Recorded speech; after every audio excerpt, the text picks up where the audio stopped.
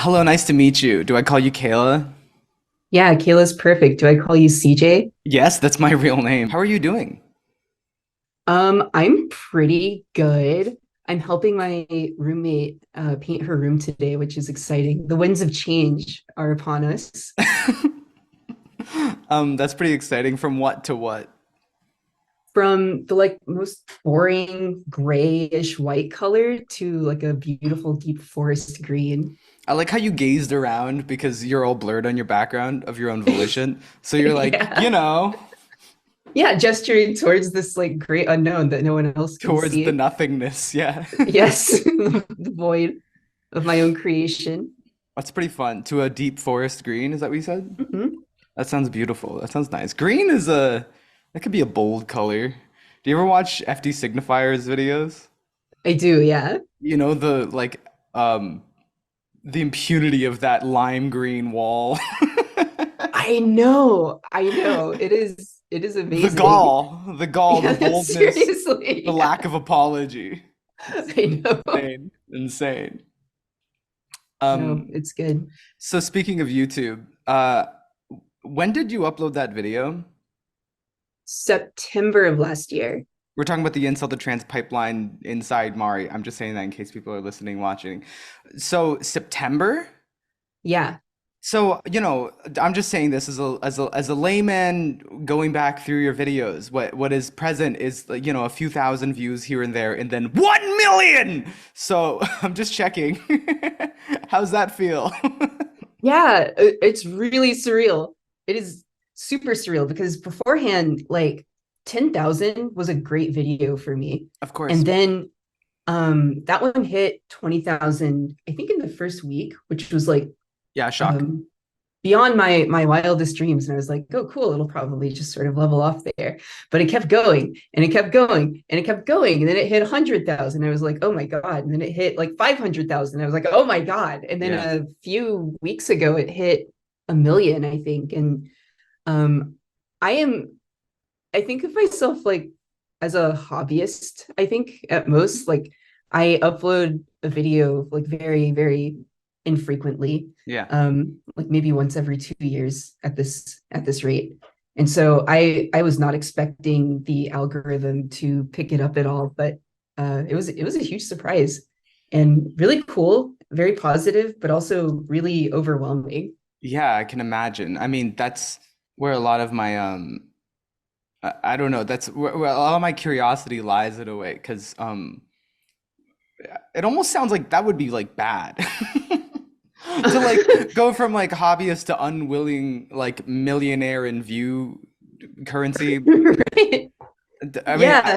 I'm happy that I don't have like viral videos personally. Do you know what I mean? Like, because sometimes people talk about like virality is a weird thing. I mean, like people say virality, sometimes they misapply the term, I think, to be like it got attention. And I'm like, no, Mhm. virality is when you have 10,000 views and then you get a million. That's what virality is, right? And it's a Yeah. different experience. Are you comfortable with the attention?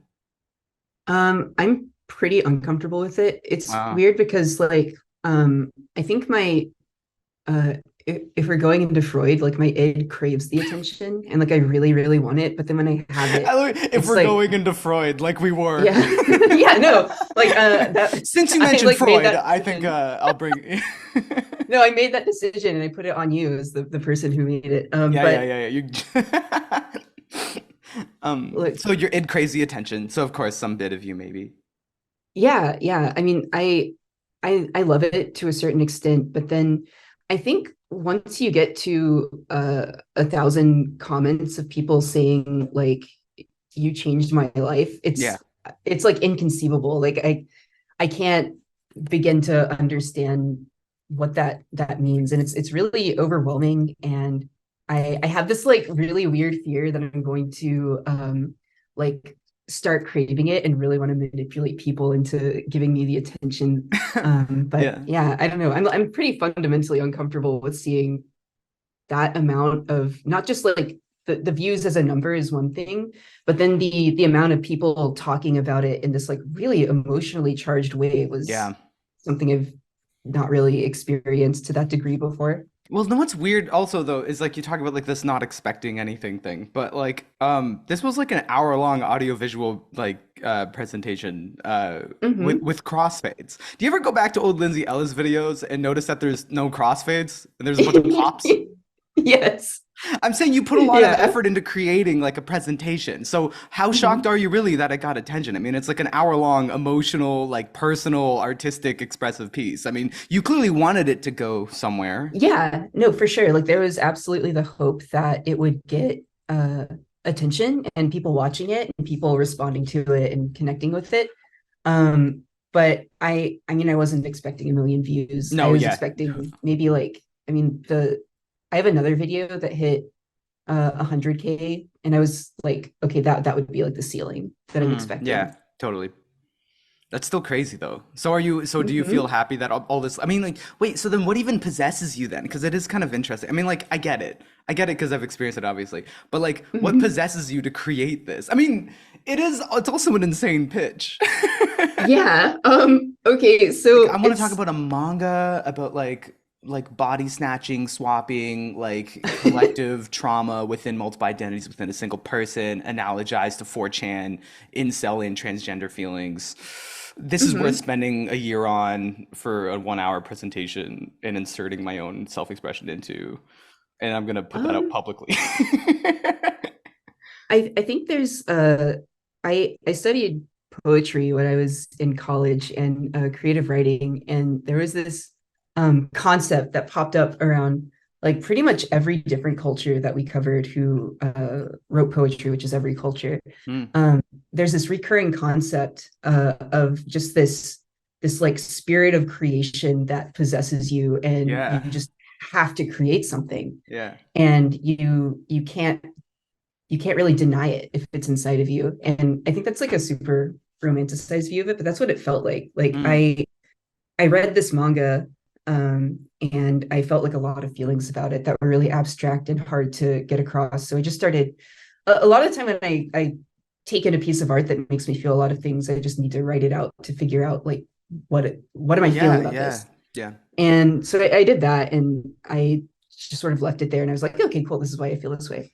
And then I came across the concept of the incel to trans pipeline, because when I'm in a really bad headspace, I go to 4chan. I've tried to stop doing that, Yeah, but yeah, no, like I get for a it though. really, really long time, I would just like go to 4chan. I was like, I'm feeling like shit. So like let me just put more garbage into my mind. Yeah, yeah. And the LGBT board is like mostly trans women now, Mm. which is pretty interesting. And I saw for the first time a mention of the incel to trans pipeline. And I was like, what in the world is that? And I fell Yeah. down this horrible rabbit hole, and I was so fascinated by it.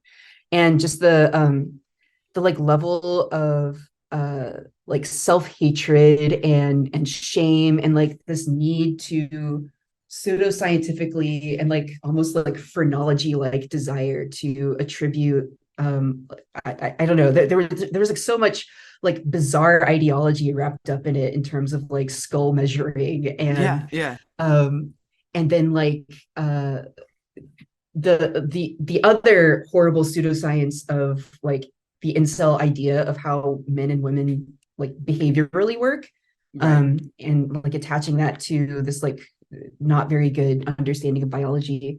And all of that was just swimming around in my head, and I couldn't stop thinking about it. And I was talking with a friend about it, and then I just like made the connection, like it reminds me of this manga that I was reading Yeah. about this guy who's like basically an incel, and he wakes up as a woman.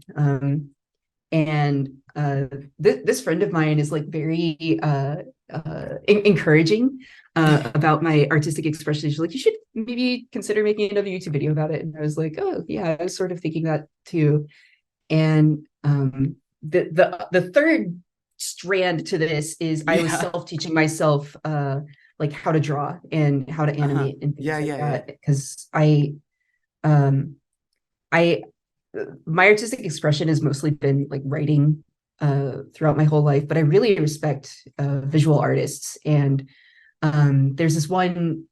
Uh, I used to work for Crunchyroll, the anime streaming service, And I was getting so The one that takes money depressed. from me every month? That one? Yeah, exactly. Yeah, that one. I was getting so depressed about the amount of artistic exploitation that goes on in the anime industry, Hmm.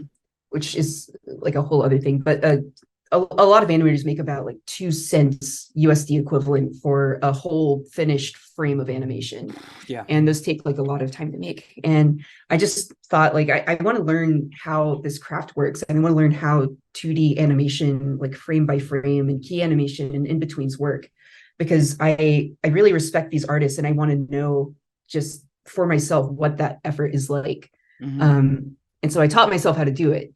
Uh, and I wanted to animate a sort of like short autobiographical film. And then I was like, that sort of weirdly would work as a part of this video. And so those are sort of the three things that came together. And once it was in my head, like, oh, this is how these things could fit together. Like I needed to make it. Yeah. Uh there's this I don't know who the person is, something Ellenberger, but they have this quote about creative illness is how they describe it, Mm. which is like this sickness that strikes people that's just like you get possessed by like some deeply irrational demon that forces you Yeah. to act something out and to carry something through. And it's truly irrational because it's like without any promise of like success or sense, without any corroboration from external entities, no deadline or reward in sight. It's just like what I need to do is fuse these three things into this thing, and that's like it's like, and you could say it's like your cool idea, but it doesn't feel like it's your idea. It feels like something got you, and you're just No. like it's pawn for now, and then you have to carry it to fruition. But that's the weirdest thing ever. It's so irrational how new things get made because you have to be insane. What was particularly charming about that too is like, well, it is, I don't know, I was gonna say like, it's true that like it can take you, like it can make you sincerely depressed. And I think I know a lot of artists that have experienced this as while they're carrying this thing to fruition, they actually become like mentally ill. Which is Yeah. so funny to think that's a normal part of the process, but I've been thinking about that Yes. more and more. It's so common. But then the other side of it is that it's like I don't know. It's you do have to, it is like you have to, I don't know. You have to, it is like a sickness to fuse those things together. Cause it's like, why? Why? No one told you to mix those things together, and that doesn't make sense. But that's how you make a good Mhm. thing, probably, basically. Is you have to trust. I don't know. Trust is the wrong word, maybe. I don't know what. But that just happens. I don't even know if I believe in the trust part, the free will part. I think that it just happens, like without even Yeah. your contributions. You know what I mean? You know that Yeah. feeling? It's like I didn't even have to No, be here. totally. I think that there's I think like a false dichotomy with a lot of artists and writers that I've met where there's some people that believe that like I'm not going to make anything until the inspiration strikes and I get Yes. overcome by that Yeah. feeling and that's when I create something. And then there's other people who say like, well, no, like you have to work at it every day and sort of um methodically build something out of that and Yeah. revise and revise and revise. And I It's like think the that practice versus the muse or something. It's yeah, like, yeah, exactly. And like I had this one teacher one time who described it as like it's your responsibility if you want to be an artist in any way to like hone yourself into like elevate your skills by that sort of practice so that when that beam of light strikes you, yeah, you are a defined enough gemstone to spread it and refract it in a way yeah, that's like exactly. beautiful and able to connect with people. Yeah, be a finely tuned instrument for when the muse arises that you can Mhm. translate its like message Yeah, 100%. adequately. Yeah, because it's very common, but it's very funny. Like you ever meet? I mean, I used to be in like a like local like punk music like Uh-huh. scene or something, right? And it's like when you meet those people that are like no, I don't like doing like practicing because like I just like to like feel it. You know what I mean? Uh-huh. And it's like, so you just don't like care about like art? No, I don't know. It's an amateurish thought, I think. Well, and when I say amateurish, sorry, I don't want to be demeaning. It's just that it's so human and normal that like you have no one has a choice when the muse strikes that when you Mhm. feel like writing a poem or a song all of a sudden that you do write a poem or a song all of a sudden, right? That's normal. That's good and normal. So there's just a slight difference in when you take on the task of trying to tune yourself where you're like, I want to be particularly good at that, generally for the process of like transmission, because it seems like rare but exists that some people like make art just for themselves. Like they just are happy Hmm. to engage in that process as like this internal thing between you and God or whatever. But I think most people make art to like transmit it, um, Hmm. for which you need to kind of like garner your communication skills so that you can say that beautiful thing when it strikes you like a beam of light. Be a gemstone that refracts it. That's so beautiful. What the fuck? Oh, thank you. I studied poetry, so like I'm really good at words. Did you get a degree in like poetry? Yeah, I did get a degree in poetry, um, Poetry. and like creative writing with a focus in poetry. I didn't want to get an MFA because I got really disillusioned about it towards the end, where it's like, who reads poetry Who reads anymore? poetry? Yeah. Yeah, but then there was sort of like a weird renaissance in the mid 2010s where people started buying poetry books again, which made me really happy. Yeah. I'm like, yeah, I hope that poetry makes a comeback, you know?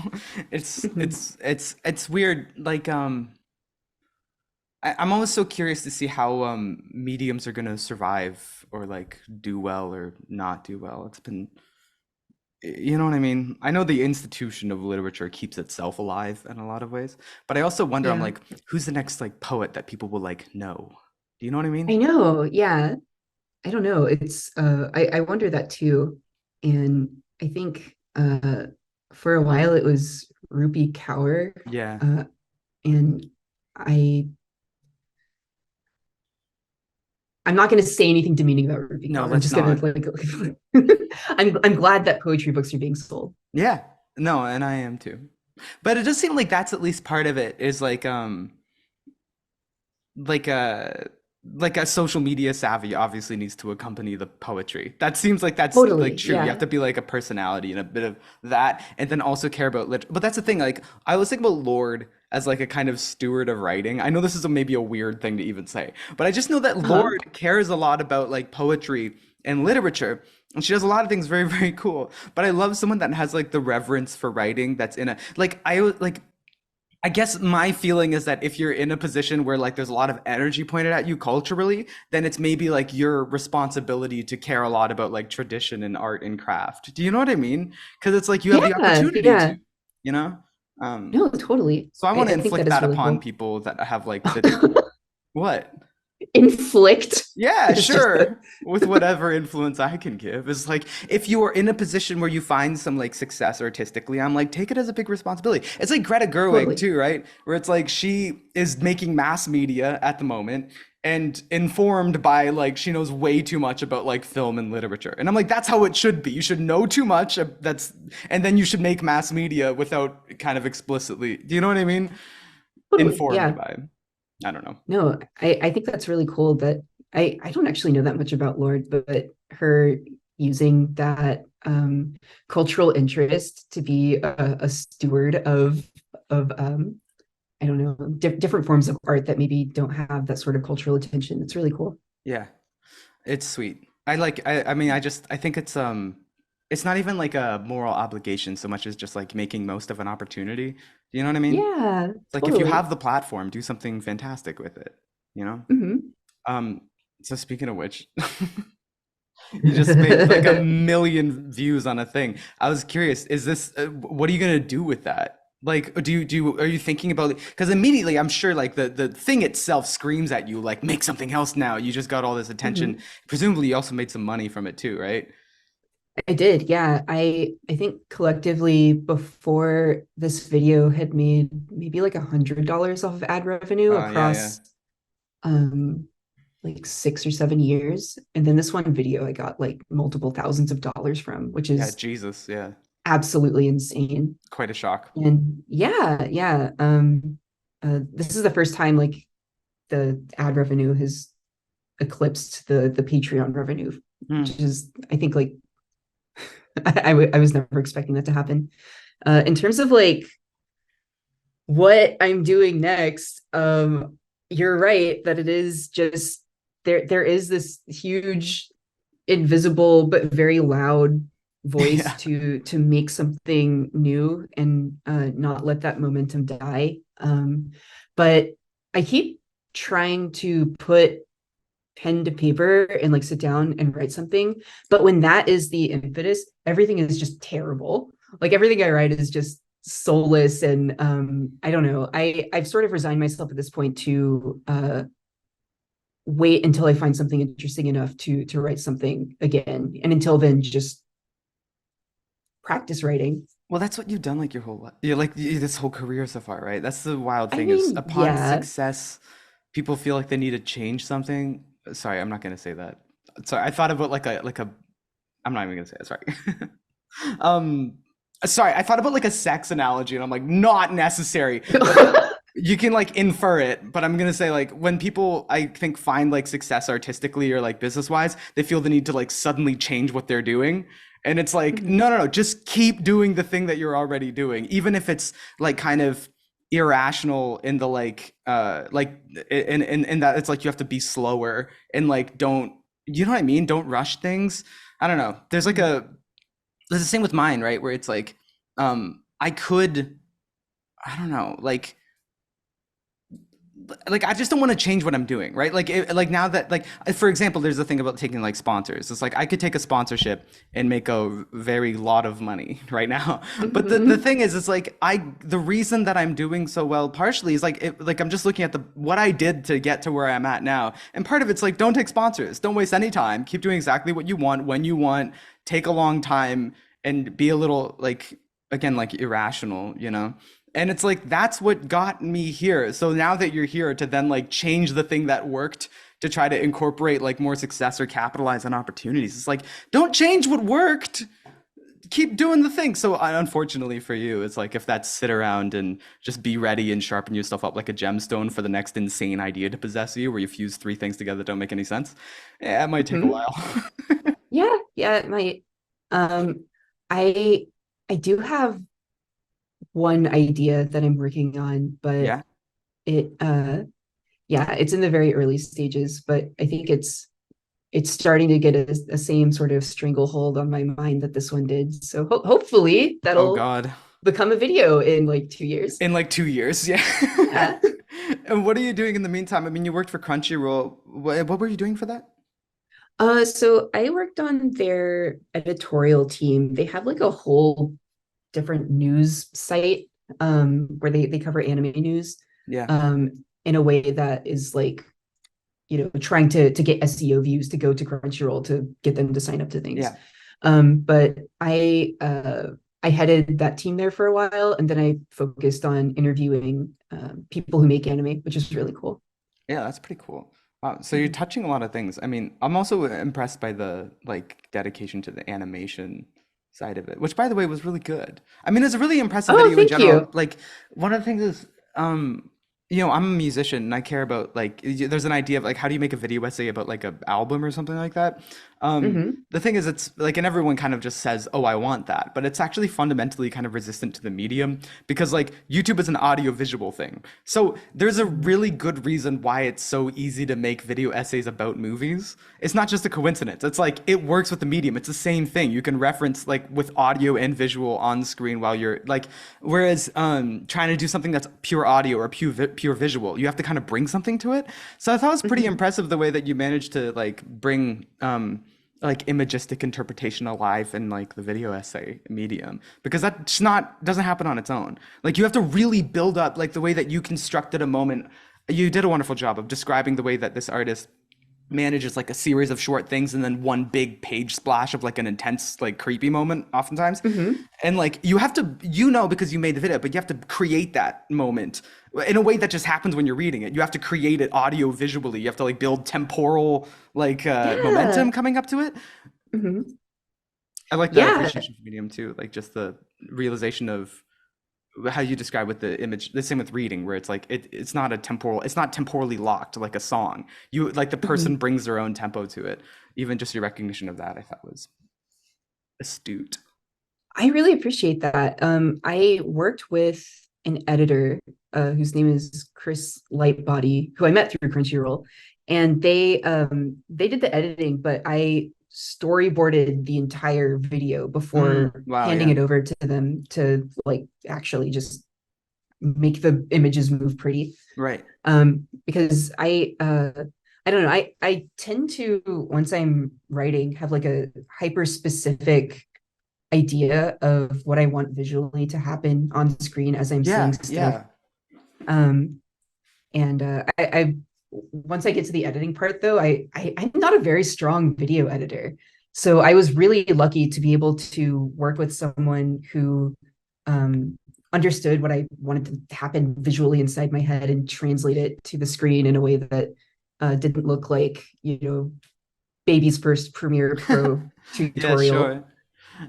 What is your experience with the online community, by the way? I mean, for one thing, I saw that Super Eye Patch Wolf is somewhere in your credits, thank yous circle somehow. I'm Yeah. like, how do you know that person? How do you know any people? What's your online experience been? Um, I so the this basic story like narrative of me being involved in a sort of wider way with online communities, I think starts back in 2014 when I got my first office job working for a different anime company. Hmm. Um, and I did well, first I did subtitling on their DVDs, which is like a super cool job. And then I moved over to the marketing arm, and um through that I got my first like very, very small, very specialized following online because people um really were interested in following people who are working in the anime industry. And from there, I was like unemployed for a full year. And I spent that entire time watching video essays, which were like burgeoning at the time. It was 2016. And I think Yeah, that's yeah. when Super Eye Patch Wolf first started.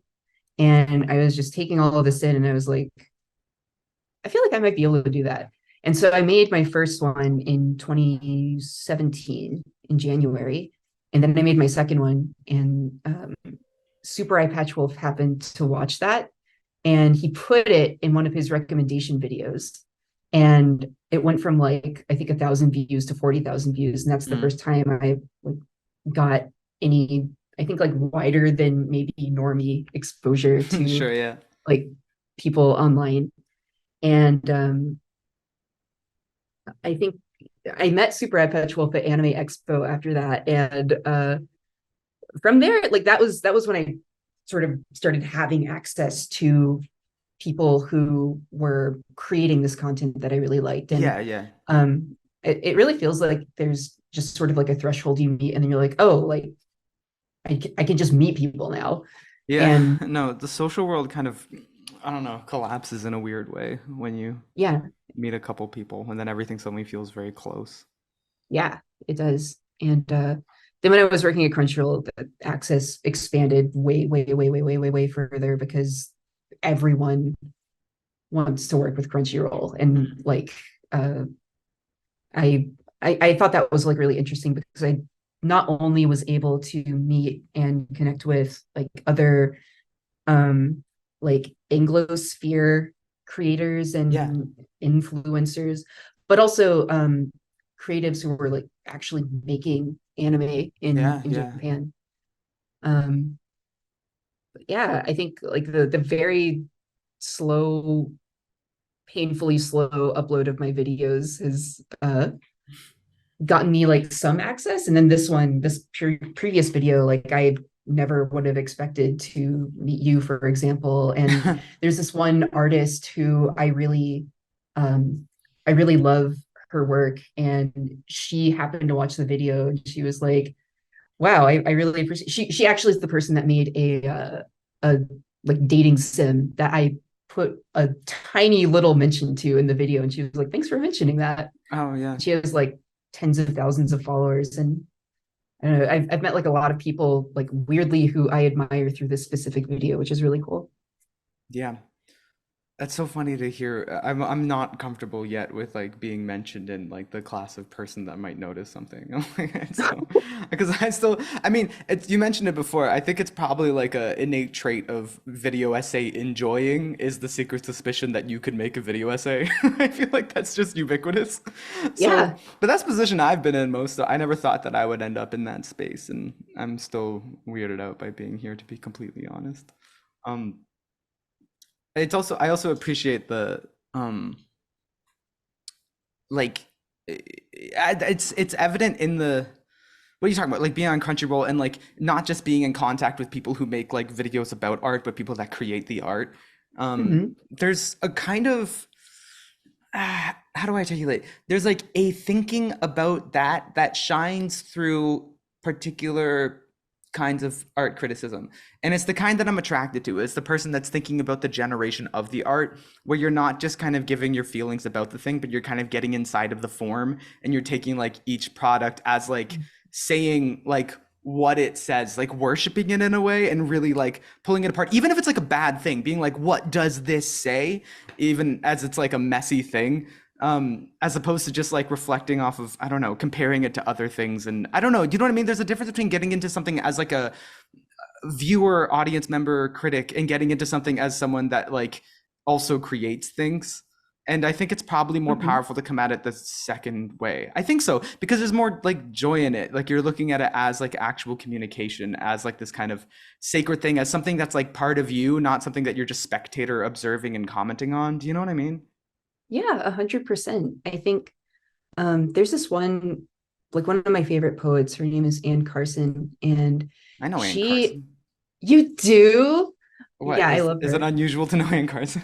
I think so. I Oh, mean, okay. I've never met someone who knows Anne Carson outside of like studying poetry, but Well, she's um, Canadian, right? oh yeah, yes, she is Canadian. We only have so many. Yeah. I don't know. I feel like there are a lot of No, I'm fucking cultural around. exports from, There oh, are, there are. Yeah, yeah. I see. But yeah, yeah, yeah. Um, but she like really I don't know. There's this one book of hers called The Glass Essay where she's doing like a reading of uh oh, I don't remember, some 19th century author, but it's also bringing in this like autobiographical element of like her analysis of this author's work woven in with these autobiographical elements of her visiting her mom for the first time in 10 years and just like having to deal with the weight of like she looks different.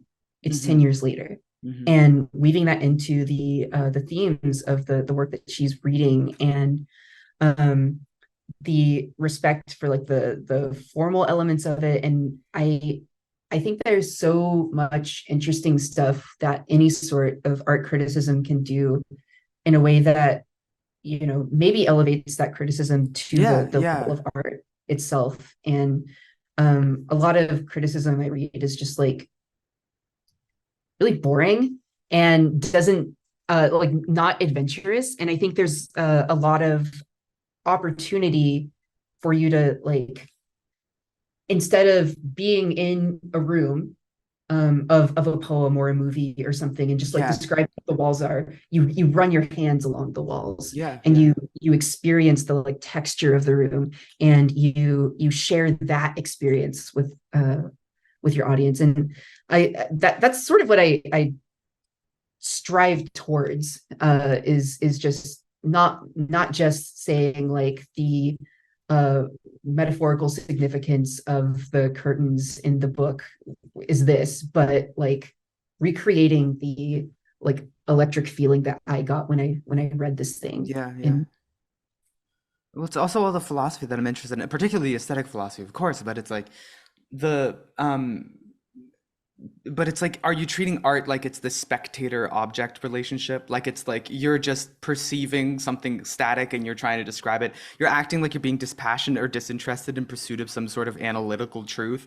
Or like the much more interesting thing is like make it part of you and become part of it. And then like whatever reflection that you're gonna kind of like um I don't know, embody in your video essay or your written essay or even just like I don't know. It's your the experience that you have with the art is obviously a collaboration between you and the art object. There's something mhm. happening in between you two, and that's probably the most interesting thing. Not trying to like dispassionately describe something in some universal sense. Like and that's the ironic thing is like when you try to dispassionately describe something in a universal sense, you get farther from it. Whereas when you like allow yourself to be in relationship with it, you get much closer to the actual like essence of the thing, you know? Yeah, it's more interesting. It's more exciting. I do like Yeah. the I think I've seen only a few that I know what you're talking about, but I've seen like a few really good bits of critique or analysis or whatever where it's like when you allow yourself to be in it, it's more interesting. I Mhm. guess David Foster Wallace essays are also like that because he shoves himself in his essays. He's not trying to be dispassionate, and A it's hundred percent. it's kind of interesting. Mhm. Yeah. Yeah, I think that's one thing that I really liked about your subjectivity in art video is just the rejection that um art is 100% subjective, but also this rejection that there is an absolute 100% objectively correct way to interpret art, and there's like 100% objective quality of a piece of art. It reminds me, one of my favorite memories of being in school was this one teacher I had who started a class by saying, "Okay, raise your hand if you believe that there's such a thing as an objectively good piece of writing." And no one raised their hands, and he like called on some people to say like why they didn't raise their hands. And they're like, Uh-huh. "Well, like any poem or any novel, like it could be seen as bad to one person, but it could be good to another person." Uh-huh. It's like, "Oh, okay, all right, well, turn over the sheet of paper that's face down on your desk." And it was this poem by Leonard Nimoy. And I think I can still recite it by memory because it was like, So do it. "You fill me up with your love, line break. You fill me up, line break, with your sharing, line break. You fill me up, line break, with your caring." And then he was like, "Okay, raise your hand if you thought that was a very good poem." And no one raised their hand. And he was like, "Okay, let's talk about it." Yeah, yeah, hell yeah. That's where you should start, right? Um, I always thought that's funny. It's such a weird like in my like objectivity video, which I made early on too, like without much Mhm. research, I was just making it. But there's that one part in it where you just appeal to people's like mass intuition. There's a one part where I'm like, what about when it's obvious? And you just show example to example of like something really obviously kind of like bad and something really obviously kind of like good. And um I don't know, it's so funny because that's so important and like I didn't really know exactly what I was doing. And I don't even know if we can perfectly articulate what your teacher was doing in that moment. But it's really important because it's like going, like reality, and then have everyone agree simultaneously and be like, well, okay, that's worth something, right? Like we can't just play a rational game of abstraction and be like, yeah, no, everything's subjective when you can just do this at any time and Yeah. get 100% corroboration. Hmm. Yeah. Yeah, totally, 100%. I think that sort of thinking is unfortunately like where the most boring version of that question is Matt Walsh asking, "What is a woman?" Because that Which, can be what such do a you mean? fun and interesting. Oh, Oh my yeah, yeah, gosh. yeah. I see. Yeah. Yeah, yeah. So like in that like horrible documentary, Oh, yeah. huge quotes. He just goes around asking people that Yep. question and they're like, "Well, it's completely subjective." But I think there's like a really interesting discussion you can have around that, which is not 100% um biological truth, which like doesn't exist, or 100% like anyone can be anything at any time, 100% like there's a reason these identities exist, and there's sort Yeah. of like amorphous like boundaries, but like I don't know, there's like a really fun and interesting discussion you can have, and he's not willing to have it. But I think that's like Yeah, totally. Well, that's the sad. ah. Yeah, no, I had a really interesting conversation with one professor that specifically was talking about this. Anyways, he had his whole like little taxonomy thing that he's working on where it's like just referring to people's kind of debate tactics or something when it's like you're having a conversation, not to have the conversation with the person at all, but 100% just located at an audience out there. So he was referring to the specific tactic of asking someone a simple question, and then the longer they take to respond, the more you just kind of go to the camera, and that's the Mhm. whole point of the conversation, which is kind of sad Yeah. and sickening. Like if you just think about it in that terms of that activity seems stupid and disingenuous and unpleasant. So that's, and I Mhm. like to know that, the beauty of, or lack of beauty within just standard things that you do in conversation. So that's important to know. But also I think and this would character. I think actually, honestly, I'm glad that you actually, honestly, it's interesting you bring up this parallel because this is very dear to my heart, actually, is like with this art being like some sort of reaction between the object and subject or a relational thing, the phenomenology of the art experience, this whole thing that we're talking about. To me, the art thing is very, very essentially related to the rest of reality. That's how I feel, right? And with the unfortunate hot seat that like trans debate. I don't even know the words to say of it. I hate it. I call it like the trans question, I guess, right? Because that's how people treat it, which is bad. Um, Hmm. but like that's being the hot seat of like so much like current cultural debate. It's useful to apply uh, that thinking there, like it's just the unfortunate obvious immediate example, but what it reveals I've seen with a lot of people is this appeal to objectivity is so common, and I find it so interesting because it's not necessary to me to talk about quality and reality, but like it's what you're describing, right, where it's like there's this cunt going around asking people what is a woman, and if you say anything less than their objective definition that he's hunting for, then he's like, well, you're obviously wrong, so you're stupid. And then you have this Hmm. reverse force where people I'm finding are trying to fight back against it by coming up with their own objective like scheme to like be like, well, a Mm. woman's this and I have a new taxonomy and let me explain the science of it and prove it objectively. And I'm like, you don't have to prove anything objectively. That's the least interesting way to do this. And also interestingly enough, like all the trans people that I know, like within the realm of trust and curiosity and health, are not afraid to explore the nuances of the conversation, not even a little bit, right? The scary Hmm. part comes when you have like, I have an objectively correct definition and I need to, my answer, I need the correct answer to objectively correspond with reality for me to be Hmm. safe or for me to be right. I think the relationality is much more interesting of it. And I think that the reason I go on this long diatribe is because I think in the incel to trans pipeline inside Mari video, you obviously really get into the strange complexities of it. And what I think is interesting again is like without it's so easy and beautiful to discuss and explore trans identity or gender identity or identity at all within this like mire of phenomenology and relationality without having to appeal to like whatever the facts and logic justification. It's like you can just go in there and play and it's absolutely justifiable and real and beautiful to do so. The danger I would say is getting in a fight about which objective fact is true. It's like what's the point? That's not what reality is like at all, and that's Hmm. not what this is, I don't think. Yeah. Yeah. Yeah.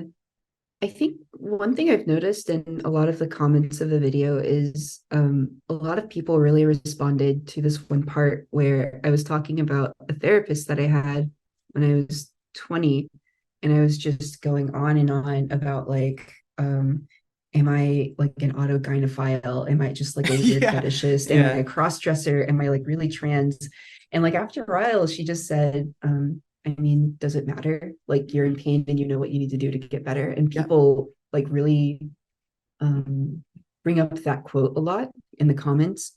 And I think there's something really freeing and uh, like helpful and healing about just sort of giving up, not giving up, but just letting go of this need for some sort of like directly scientific, directly objective reason that you need to transition, yeah, yeah. and just be like, I mean, like I need to do it so I don't, you know. um, yeah, there's this, so William James is a philosopher I like a lot. He's a pragmatist philosopher, and the whole proposition of his brand of pragmatism is that there is no difference that doesn't make a difference. So there's this idea where it's like if you have these two warring propositions, and the example I would use is like Euthyphro and Socrates. I don't know if you know ancient Greek philosophy or philosophy at all, but like that question of the pious. So it's like the ancient thing of like, is the pious pious because the gods love the pious, or is the pious, or do the gods love the pious because it's pious? Is like, is Mhm. beauty and truth like beauty and truth because the gods believe it to be so, or do the gods believe it to be so because it is beauty and truth? And like this is, I mean, it's brilliant in a way because it's causality and it's this definition. It's this is kind of the origin of this kind of appeal to objective facts and which thing causes the other thing and slicing it down. But then the curious thing, and this is I'm applying William James to this problem, so I'm saying this, but I think it's a good example. Is like pragmatism is a great way of dissolving such a question because it's like, would we behave differently if like the pious is pious because the god loves pious, or if the gods love the pious because it's pious. Like, does that have a different implication for action? Should you obey the gods and pursue the pious? Because if the Mhm. implication for action is the same as William James said, there's no difference that doesn't make a difference. It's like this is an illusory problem. You're in this weird objective fact proving thing, trying to hit this wall of just knowing what the truth is for no explicit like reason. And then when you look at like what you should do about it, it's the same for both. And so it's like the pragmatist thought is like those are the same thought. Like the gods love it because it's pious and it's pious because the gods love it. It's the same thing. We're just kind of twisting ourselves up into a strange pretzel here. And Yeah, yeah, 100%. I think there's like so much uh pain that happens from yes, questions like yeah, that, and so yeah. much effort that goes into it when you could just spend the effort um doing the action or putting the effort in that would lead you the same place Yeah. for either supposedly objective definition. Like I really like pragmatism. Or beauty and joy. Uh, I mean, that's what is so tender about your video in a lot of ways is like this appeal to beauty and joy and sincerity. And this, like, I think what people are responding to intensely is also this kind of systematic conviction about just shrugging off the need to like objectively prove and define things.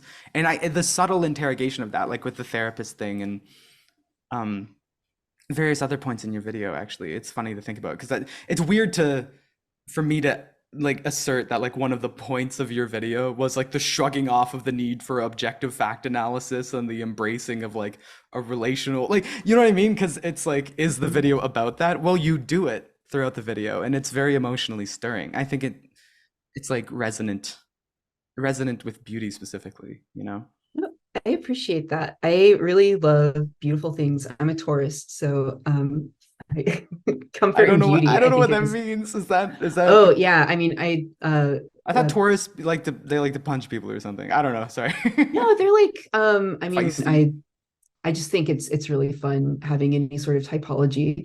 But Taurus is supposedly are very stubborn, but they're also very oriented towards comfort and beauty. Interesting. And I resonate a lot with the beauty thing. I think I just really enjoy the pursuit of beauty and the. Sorry, my cat is coming over, and I'm trying to get him to make a An like an appearance? on camera appearance. Yeah, Oh there he is. shit. Oh, what's their name? This is Joaquin. Hey Joaquin, what's up? Yeah, he's this is my pursuit of beauty in action Oh right hell there. yeah. I saw Um, in the fuzz of the background at one point I saw like movements happening and I'm like, that's a cat oh structure and a yeah, cat. I could see it through the blur. absolutely. Um, yeah, I really appreciate you saying that. I think it's just it's it's good to be curious and try to figure out stuff. But I think when that gets in the way of you being um like happy, Yeah. um, then it's worth considering like, is this worth it? Like, should I just be happy? Well, I think it's like ensuring that like the pursuit of like whatever objective truth or something like that. I think it's obviously very valuable because it is like very useful and that can it's a tremendous tool in like being happy basically. Mhm. But so I think it's just being vigilant about like realizing when you're fighting about like objective facts and then you're not sure why you're doing it anymore. And that happens a Yeah, lot online, I think. Like a totally. lot online. Well, like you need to, like to the point of another one of your videos, like you need to be able to own the other side by having the better facts What? a lot of the time. Well, like in one of your videos, you were talking about how like dunking on other people replaces any sort of long form discourse, and it Oh feels yeah, like yeah, yeah, yeah. there's just this appeal that's constantly being made to like, well, our facts are better. No, our facts are Yeah, better. yeah, yeah, yeah. It's bizarre because it's like a because that's its own like it's like because it's not even actually having the facts. It's like the rhetorical stylings of having the facts. I was thinking about it again Yeah, earlier yeah. today because it's meme structures. You know the big I can't stop thinking about this. It just haunts me so much. It's like when you scroll through anything like Reddit or Twitter or whatever and like there's a really common trend where someone goes like where they quote someone that doesn't exist and then give a Twitter clapback. Like within Uh-huh. one, do you know what I mean? Where someone goes like, I don't know, like let's make it, I don't know, transphobic just cuz, right? But if someone will write like a tweet where they go like, trans people, and then they make up a quote that a trans person would say, and then they go like then like reality or something quote, and then they say something back that owns them. But this is so Yeah. common when you scroll through Twitter. It's like we're sitting here making up someone else that's saying something, and then we give Hmm. our facts and logic clap back to them. And that's like, isn't that crazy? Like that's a meme structure too, because you're telling a little story and it's like a joke. Do you know what I mean? That's how a lot of memes are Yeah. structured like that. This like, even like no one, literally no one on planet Earth. And then you know what I mean? That Yes, yeah, structure. that was the one I was thinking of, like Yeah. nobody colon nothing, and then like X person you want everyone to ridicule. Yeah, but it's like you started this reality. Like you just made Yeah. up this person Right. saying Yeah, this thing. exactly. And that's how a lot of people, but that's the thing about meme structures. It's how people like think. Because I'm not just criticizing a joke format. That's like literally how people like argue and worry and like think is in this format because you're consuming this all day. You know what I mean? Yeah, totally. Oh, my cat is like about to do something insane. Let me stop Go him stop really it. I quick. actually, yeah, that's cool. I'll be right back to you. All right. Hey, sorry about that. Yeah, no problem. Did you protect your cat from doing something foolish? Yes, yeah, there were some cups that he was about to very mischievously knock to the floor, and they're made of glass, which is the only problem there. Yeah, yeah, yeah. That would be the problem. It's the interaction between glass and hitting the floor very fast. Yeah, now that's an objective truth. There's an objective. Um,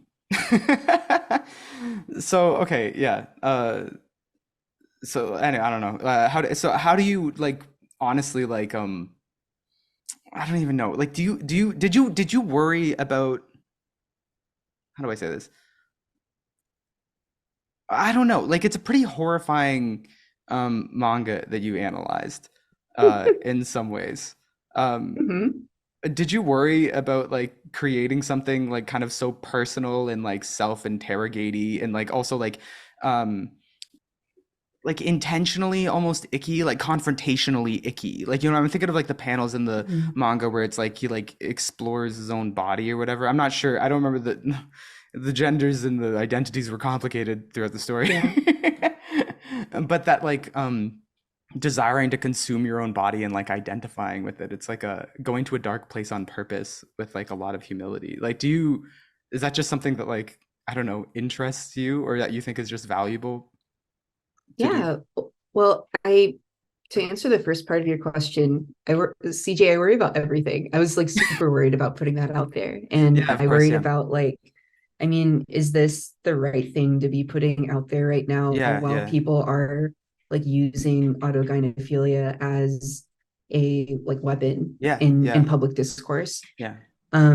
But I I am really interested in you. I think you put it really well. Like this sort of complicated, icky, uh, really vulnerable exploration of like what's going on under the surface has always really interested me.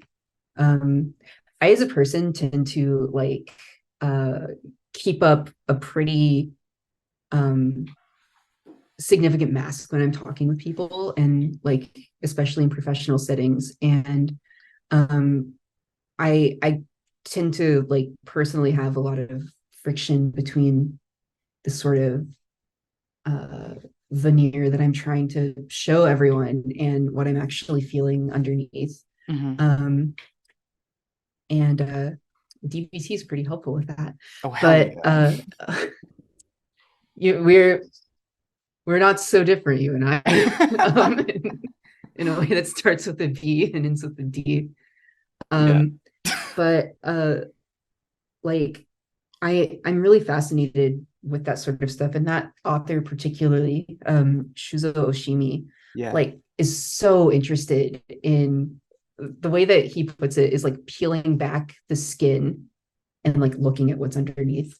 Yeah. Um, and I don't know. I find a lot of value in trying to address these questions or these feelings and thoughts that you're really not supposed to talk about.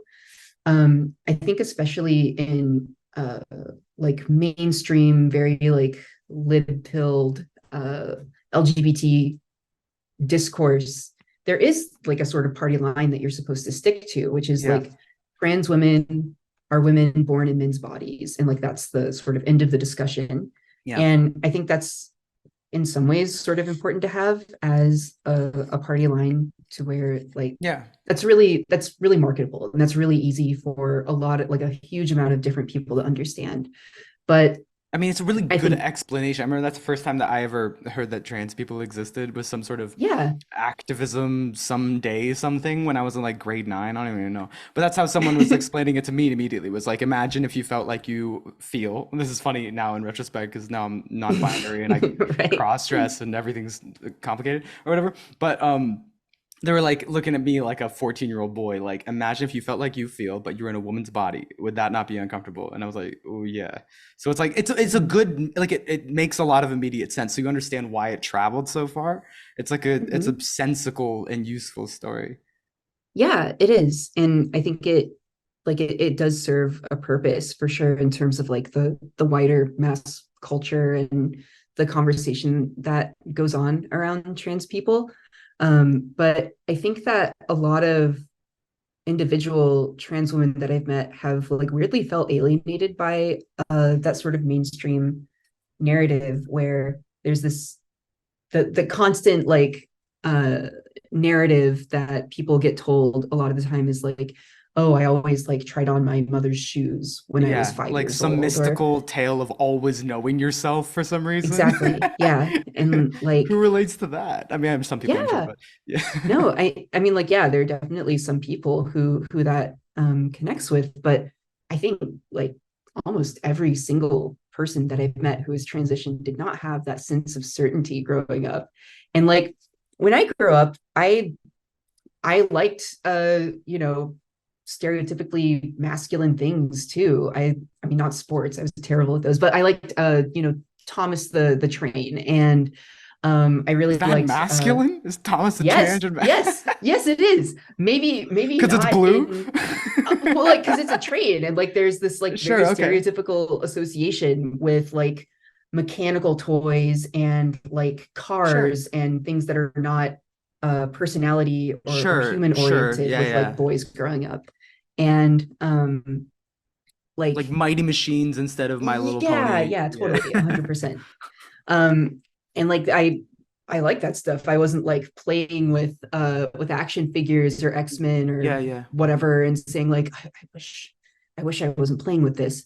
But like I don't know. I think that having having discussions that are sort of like deeply uncomfortable and uh sometimes gross feeling is important, because like there's a lot that is inside of all of us, and like for trans people specifically, I think there's a lot of shame admitting certain things that you might have felt before transitioning or like after transitioning, that a lot of trans people I've talked to, this is like anecdotal, it's not Yeah, data, that's but fine. Yeah, yeah. um have admitted to like uh I feel like this makes me less trans because I've had this thought, or Right, this makes me less trans because I feel this way. right. And like if that's most of the people I've talked to, then that's a conversation worth having. Of course, yeah. And well, that's one of the greater robberies that I think is taken from people when they're like otherized, put in a category when their fundamental identity or validity as people or the validity of their feelings is called into question, is that you feel like you need to toe a party line to fight for your right to exist, and you're robbed Yeah. of like the dignity and freedom to actually like be incredibly dynamic and unsure like a person, you know? Hmm. And it requires a lot of like safety, community, um and like love in order to be as complicated as a person is. Um, Yeah. so I think no, I think it is a very valuable thing to um, dare to be and to continue to be, because it's actually like liberatory to like be unsure and to be complicated, I think, you know. Yeah, totally. Wait, how old are you? um Turning 34 in a few months. Oh yeah. Yeah. So you've been on the internet for a while, huh? Yeah, I'd say I started being on the internet consistently around 2001. Wow, geez. Yeah. Chat room style? Yeah. The first chat room I was ever a part of was interestingly like Pinoy chat because a lot of my friends online were Filipino. Uh-huh. So that was like funny as the one white person just being in there and seeing like a lot of Yeah. Tagalog and not knowing what was going on, but I had fun. But yeah, I like was in a lot of chat rooms around that time, and AOL Messenger was really big. Uh-huh. Um, then in high school, MySpace, LiveJournal, Facebook started my last year of high school. Yeah. That's crazy. Yeah. So like how what's your experience been of like I don't know what I'm saying about it, but it's content creators, I guess, right? Um Mhm. like who have you been a fan of over the years? Ooh, so that the first people I was fans of were like Yes. 100% Newgrounds animators. Oh fuck yeah. Oh my God. Yeah, Yeah. like Aaron Hansen, Ego Raptor started around then. Yeah, Aaron Hansen And baby. That's the yes, dark yeah. magic, the old magics, the deep Yeah, magics. exactly. Yeah, the deep magics. The like Metal Gear Awesome series. I was a huge Yeah. Metal Gear fan as a kid, Oh and yeah. so that was great. Um, the Xiao Xiao stick kung fu animations were really huge for me. They were made by like a Chinese flash animator. And Wait. Which ones are you referring to? You're not talking about remember the Stickman versus the mouse ones? I don't think it was, I don't remember there being a mouse. It was like just a very I think like I was referring to a informed by, separate one, but yeah, sorry. yeah, You yeah. know the creator versus These are like, creation ones? Do you remember the one I'm talking about where it's like the mouse fighting against the Stickman that it created and it oh gets yeah, out of yeah, yeah, control? yeah, yeah, 100%. Yeah. Anyways, Yeah. I was remembering that as separate from I think what you were just describing, but No, but that was also like a classic. big part of it too. Yeah. And then from I think the Newgrounds basis. Upon that, I built a reverence for webcomic creators like Right, yeah. VG Cats, 8-Bit Theater, XK, XQ. I don't I can never remember. remember the where the K or the C goes. No, I don't Yeah, remember. Yeah. that guy. That guy, yeah, that guy. And I think, gosh, let's see. There were like maybe a few MySpace celebrities that I was interested in. Like, I remember being fascinated with Jeffree Star, which makes a lot of sense in retrospect.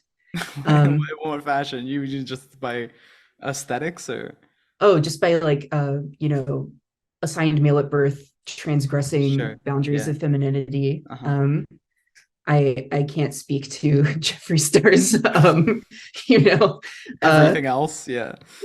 yeah, like moral standing. But that was sort of big. And I guess like 2010 is when I really started being on, or 2007 and 2008 is when I first started being on 4chan, um, and learned about people like Boxy.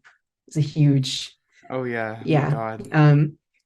And I guess like I didn't really have anyone I super revered between the webcomic days and YouTube. But then around the beginning of YouTube in 2007, I really, really got into Hank Green and John Green.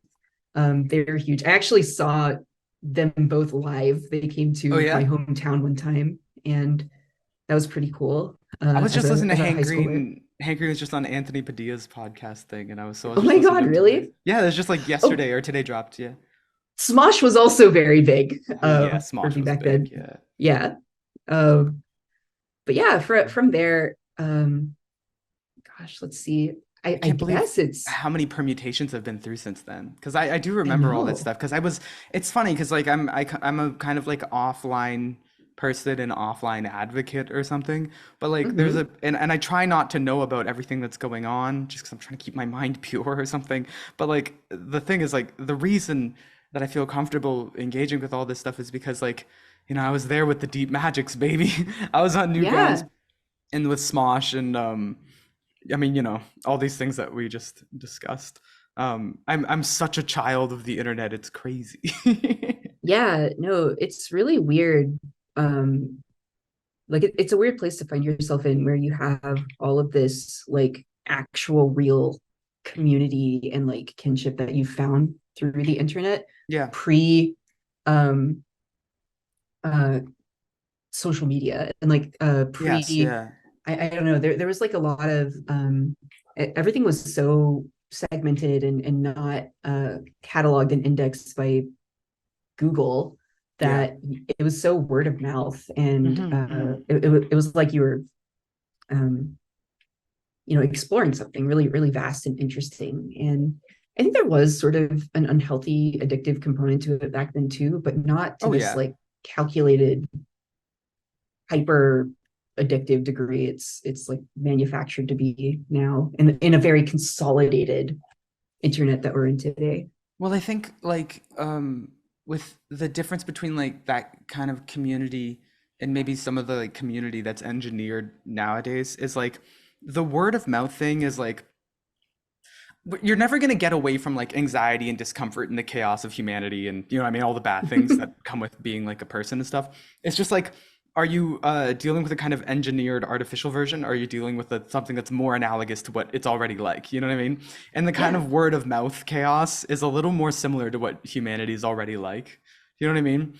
It's less this kind totally. of like addictive like treadmill on one app like circular experience. Um, Yeah, I really like that you said a circular experience. It did not feel um Not at all. Yeah. quite as cyclical It wasn't like as it refreshing. It was like doing things yes, and talking to yeah. people and seeing things. And it also like Yeah. with an endpoint, because part of that thing of the blogosphere thing is I always use this example. It's just like, when you finish watching, you remember when you watched a VCR and then like it was over and the tape was out and then it like ended? Where it's like when you finish something on Netflix now and it's just like Uh-huh. three more options immediately automatically queued up, right? It's like Yeah, it doesn't end. yeah. And the Uh-huh. ending of things is a very important component of it. Yeah, I totally agree. I think that and the fact that, we didn't have internet on Yes. our phones, then when you were done for the day, you were off of the computer. Yeah, Like you had you to walk leave away from it. the computer, yeah. Um, Not to and mention that also like was instant messaging, like when you end a conversation with someone on instant messaging, as addictive as instant messaging was, because God, I remember. But um but like once it was done though, it's like this is the gripe I have with a lot of the social media platforms when it's like the space wherein you enact your social life is like, yeah, your friends are there and that's real and that's real. But like it's what's incredibly also important that I don't want anyone to ever forget is as soon as you're done talking with your friends, you have the option to switch tabs and go on the endless scroll. And as long as those things are seamlessly directly beside each other, there's not a good differentiation between them. It's like you yeah. can do it alone. Like that's where your friendship is, but while you're there, you're also right beside this other world that's screaming at you, and no one, like you'll hear journalists and film people and animation and gaming are really, really big things where it's like you can't actually I was just talking to my friend, my cousin that works in gaming. And it's difficult because they can't get off Twitter. Like Twitter's where so much of it Mhm. happens.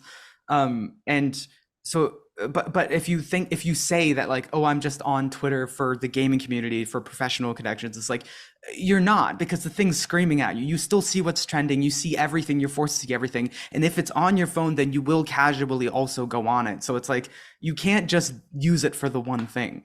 You No. can't put it down. It's designed to not be put down, and it's designed to not have these barriers. It's designed not to be used for one thing. Yeah. And I think that it's really interesting too that a lot of apps now are being designed and like redesigned and updated in ways that you can only get some of the functionality on a web browser. So you have to do it on your phone if you want Yeah, access to like more than 5 posts on Instagram, for example. right. Yeah, yeah.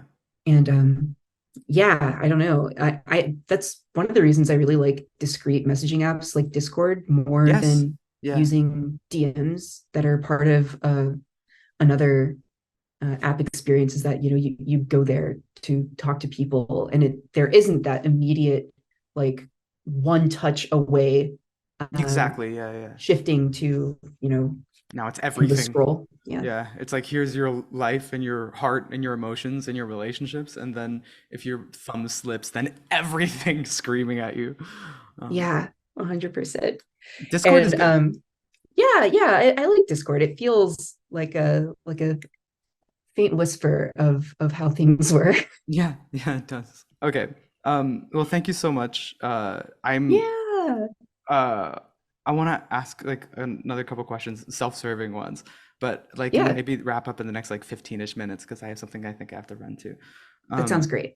but so how tuned in have you been into like the emergence of like the video essay space? Because it's weird, like YouTube also has different um little like pocket dimensions or whatever. You know what I mean? Hmm. Because you might be like my background, like speaking of like earlier YouTube also was like Lego stop motion stuff. That's what we were making. Yeah. That's Um, awesome. and that's one side of YouTube, right? And then you talk to the Hmm. wrong person and they think that I met a guy the other day that is a 2 million subscriber channel that's been making videos since 2008 that it's just woodworking and nothing else. Which is another Uh, side of YouTube that I never see in my recommendations, but hmm. people live there. So I don't actually know because you're doing manga and I guess anime and stuff too, and animation and stuff like that. Like I'm sure that's also another side. Even Super Eye Patch Wolf, that's kind of this like transitory creator that I'm aware of. But I Totally. know there's like Yeah. I'm sure there's like an anime animation side of YouTube that I'm not familiar with. What does your feed Yeah. look like? What's Oh, that's a good question. So I actually let me just pull it up right now and tell you what I oh hell see. yeah, sure, yeah. Okay, perfect. All right, let's see. I've got a uh a couple who've been vlogging for like 14 years about their American Japanese marriage and how one of them immigrated to Japan. You mean I've got PewDiePie? no, shut up. No. Um, let's see, we've got a Red Letter Media video. Oh hell Um, yeah. one of your videos, funny enough. Oh really? Which one? Yeah. Oh, I mean the Bo Burnham one, like the huge one. Oh, okay, yeah. An animation video by someone named Major Sam that I've never heard of. Okay. A Game Grumps video. This is so A, funny. You're like, a I know the things. I know the things you've yeah, seen. Your Movie Sucks, Polygon, Oh God, yeah, yeah. Pink Green, Jaden Animations, who's It's an so funny. So many things animator. that you just said are like so 2011 YouTube. It's so funny. Yeah, no. Um, oh, Anthony Fantano on FD Signifier. Um, I never watched their conversation. I've spoken to both of them and I never watched them talk together. I wonder if it's good. I bet it is. yeah, I wonder too. It looks like the thumbnail has a bunch of new metal on it, Oh which shit. is Okay, I don't know exciting to anything about me. new metal. Do you know new metal? Oh, I love Korn. I love Linkin Park. I Oh love hell yeah. Slipknot. I love System of a Down. Actually radicalized me as a middle schooler. Oh yeah. Let's see. Oh, Nerd Writer. Wow, I haven't watched him in forever, but he's on my recommended. Bonkers. What's he doing right now? He wrote a book and he's been like Oh, I publishing have no little idea. excerpts from it. I remember that was happening a while ago. And I think the other thing that I've seen represented here is I'm like really interested in learning about the way that graphics are made in video games. So Oh I yeah. watched this like 2 hour long history of how water is rendered in video games. And I was like Oh, super interested. that Like sounds I loved it. amazing. Yeah, it was so good. And it was like Please the most link me that. monotone guy in the world, Mm, which made it even better. Um, absolutely. and I got shown one just now about like old PS1 games and their pre-rendered backgrounds and stuff like that that I'm definitely going to put in my watch later I love now. those. And like that one guy that has the channel where he just like breaks games and like looks at what's happening like in Yes. the Yes, three-dimensional space during exactly. cinematics. Hmm. It's so delicious. No, I think Yeah, games are absolutely fascinating and I never talk about them. Again, it's like that's a whole other side of YouTube that I watch, totally.